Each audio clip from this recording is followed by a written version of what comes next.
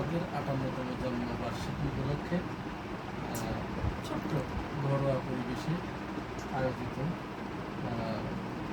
উপস্থিত অতিথিবৃন্দ সকলের প্রতি আমার আন্তরিক সালাম, আসসালামু আলাইকুম রহমতুল্লাহ। আমরা প্রতি বছরই সম্ভবত কবি 51তম জন্মদিন উপলক্ষে আমরা 50 থেকে শুরু করেছিলাম। তো সেই থেকে আজ দেখতে দেখতে 8 বছর হয়ে গেল। আমরা প্রতি বছরই কবির জন্মদিবস পালন করছি অনাড়ম্বরপূর্ণ অনুষ্ঠানে, খুব বেশি অনেক বড় করে নয়, ঘরোয়া পরিবেশেই বেশিরভাগ হয়। তো এটার মাধ্যমে জাস্ট স্মরণ করা, অনেকেই বলে থাকেন বিভিন্ন বিতর্ক সৃষ্টি করেন, জন্মদিন মৃত্যুদিন এগুলো পালন করা যাবে না ইত্যাদি ইত্যাদি বলে থাকেন। এগুলো আসলে বিতর্কের ভিতরে না যেয়ে আমাদের যদি এইগুলো যদি আমরা স্মরণ করি, যেহেতু আল্লাহ কোরআন শরীফে অনেকবার বিভিন্ন সূরার শুরুতেই ওয়াইজ ওয়ালা স্মরণ করো সেই সময়ের কথা এরকম আল্লাহ বলেছে। তো তোমরা স্মরণ করো সেই সময়ের কথা, যখন আদম আলাইহিস সালামকে সৃষ্টি করা হলো, স্মরণ করো সেই সময়ের কথা যখন মুসা আলাইহিস সালাম এই বলছিল, স্মরণ করো সেই সময়ের কথা যখন ঈসা আলাইহিস সালাম এরকম বলছিল, এরকম।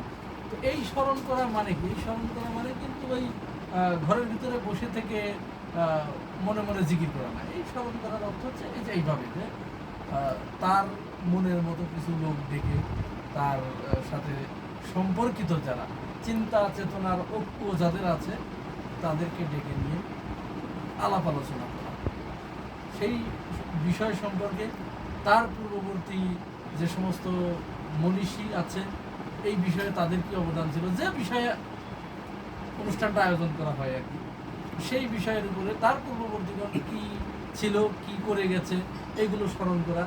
এবং এখান থেকে জাতির জন্য, দেশের জন্য, মানুষের জন্য যে কল্যাণটুকু থাকে সেই জিস্টগুলো মানুষকে বারবার স্মরণ করিয়ে দেয়। কারণ মানুষের মনটা হচ্ছে এরকম যে মনে থাকে না, আজকে একটা ঘটনা ঘটলে কয়েকদিন পরে ওটা ভুলে যায়, যার কারণে এটা জাস্ট স্মরণ করে দেওয়া।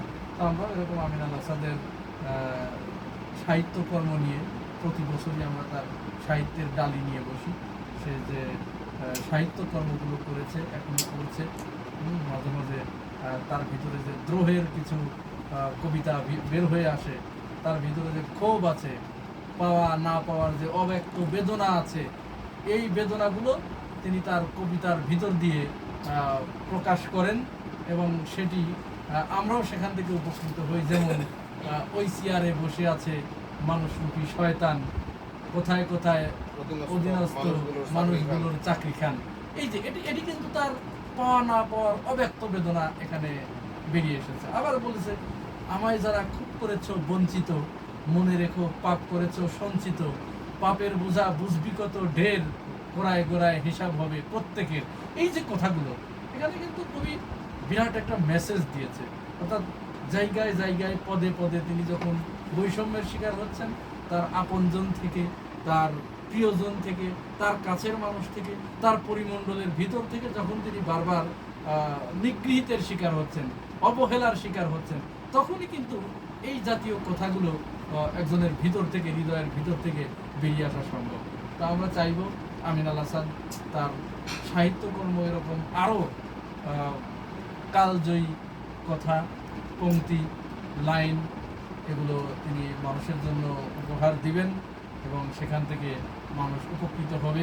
আমরা আমিন আল আসাদের সেই লাইনের দিকে জন্য অপেক্ষায় আছি যে শেখ সাদির সেই 4 লাইনের কবিতার মতো, বালাকাল ওলা বিকামালিহি কাশাফাদ্দুজা বিজামালিহি সাল্লু আলাইহি ওয়া আলিহি, এরকম একজন আমিন আল আসাদ হয়ে উঠতে, শেখ সাদি হয়ে উঠতে এরকম 1-2 লাইনই যথেষ্ট। আমরা তার এই ধরনের পংক্তির অপেক্ষায় থাকলাম। তিনি এই ধরনের পংক্তি আমাদের উপহার দিবেন, এই প্রত্যাশা ব্যক্ত করে আজকের মতো শেষ করছি। আসসালামু আলাইকুম।